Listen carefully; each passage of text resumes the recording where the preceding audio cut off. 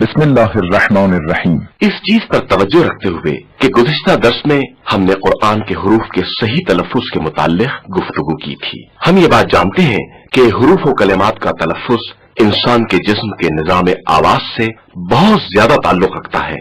इसलिए मुनासिब ये है कि अरबी के हुरूफ के तलफ़्फ़ुज़ से पहले निज़ाम आवाज के अरकान को जान जाएं। इस दर्स में निज़ाम आवाज के आज़ा के मुताल्लिक़ गुफ्तगू करें। फेफड़े, लंग्स, ये दरअसल दो हिस्सों पर मुश्तमिल होता है और इसकी बनावट स्पंज की तरह होती है और ये सीने के अंदर होते हैं। ये दर हकीकत तनफ्फुस या सांस लेने का काम अंजाम देता है, लेकिन ये हवा का एक जखीरा है, वही हवा जो आवाज के लिए असली तरीन जरूरत है। सांस लेने के अमल के दौरान हवा फेफड़ों के अंदर जाती है और सांस खारिज करते वक्त हवा खारिज होती है। इस पूरे अमल को तनफ्फुस कहा जाता है। हवा के खारिज होते वक्त हुरूफ की अदायगी अमल में आती है। लिहाजा ये बात कहना दुरुस्त होगा कि आवाज का असली तरीन अंसर हवा है, जो निजाम आवाज से गुजरते वक्त या नरखरे से गुजरते वक्त आवाज की लहरों को ईजाद करती है, जो आवाज के पैदा करने का बायस बनती है। हलकूम या नरखरा, आवाज के पैदा करने में पेचीदा तरीन उज़ू नरखरा है। नरखरे के अंदर आवाज के तार मौजूद हैं।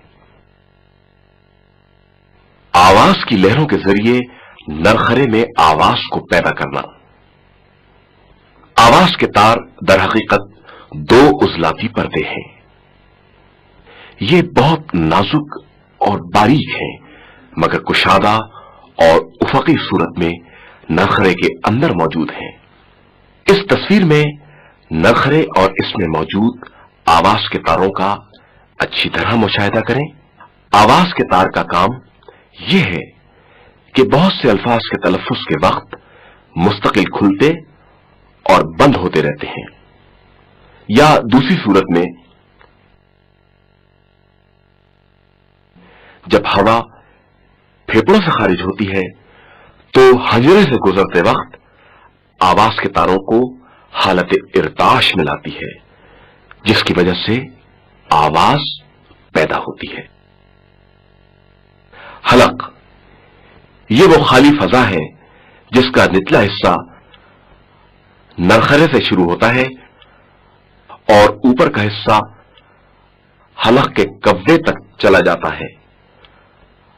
हलक बहुत से हुरूफ के तलफ़्फ़ुज़ का सबब है। ज़बान, ये गोश्त का एक नर्म उज़ू है जिसमें इनअताफ और हरकत की बहुत ज्यादा सलाहियत होती है।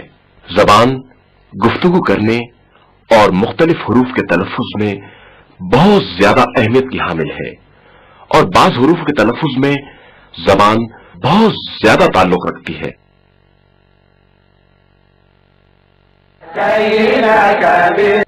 तस्वीर जो ज़बान और इसके मुख्तलिफ हिस्सों के मुताल्लिक मौजूद है, इस पर तवज्जो करें। ज़बान का कोना, जिसे अरबी में तरफुल लिसान कहते हैं, ज़बान का यह हिस्सा मुख्तलिफ किस्म की हरकतों के जरिए बाज़ हुरूफ के तलफ़्फ़ुज़ का बायस होता है। ज़बान का दरमियानी हिस्सा या वसतुल लिसान, ज़बान का आखिरी हिस्सा अक्सुल लिसान कहा जाता है। ज़बान के दो तरफ होते हैं, एक दाएं तरफ सीधी तरफ और दूसरी बाईं तरफ उल्टी तरफ। लब यानी होंठ, होंठ हुरूफ के तलफ़्फ़ुज़ में बहुत अहम किरदार अदा करते हैं। होठों की मुख्तलिफ हरकत के जरिए बाज़ अल्फाज अदा होते हैं और इसके अलावा आवाज को मुनज़्ज़म और तब्दील करने में भी होठों का बड़ा किरदार है। खैशूम, नाक के ऊपर बांस की नाली को खैशूम कहते हैं। खैशूम का एक हिस्सा नाक के सुराख से शुरू होता है और इसका दूसरा हिस्सा हलक से मिलता है। हवा खैशूम से गुजरती है और हवा का इससे गुजरना बाज हुरूफ को पैदा करता है, जैसे मीम की आवाज खैशूम से सुनी जाती है। दांत, बाज हुरूफ का तलफ्फुज दांतों से वाबस्ता है, लिहाजा मुनासिब है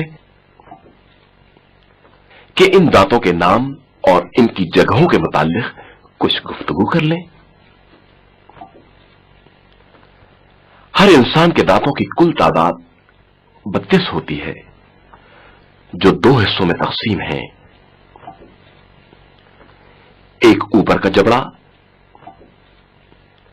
और दूसरा नीचे का जबड़ा। हर हिस्से में 16-16 दांत होते हैं। इन 16 दांतों को अगर 2 8-8 के हिस्सों में तकसीम कर दिया जाए और इनको नाम दिए जाएं, तो हर दांत और इसके मुकाबिल वाला दांत एक ही नाम का होगा। और इनको नाम दिए जाएं तो हर दांत और इसके मुकाबिल वाला दांत एक ही नाम का होगा।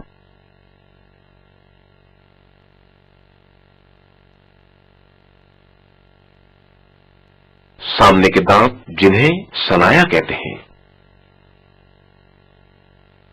दहन के सामने के हिस्से में और नाक के बिल्कुल नीचे हर जबड़े में 2-2 दांत हैं। इनके नाम सनाया,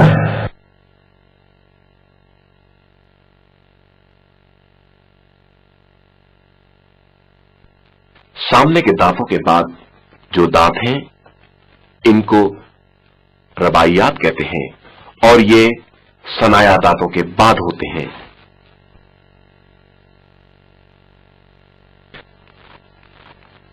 रबाइयात दांतों के बाद अनियाब दांत हैं। अनियाब दांत वही तेज दांत हैं जिनका इब्तदाई हिस्सा कुछ उभरा हुआ है।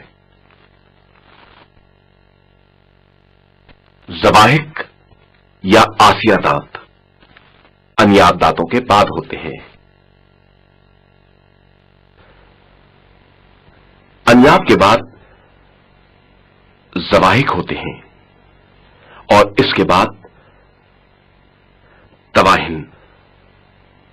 जबड़ों के अतराफ में 3-3 तवाहिन होते हैं। इनकी कुल तादाद 12 होती है।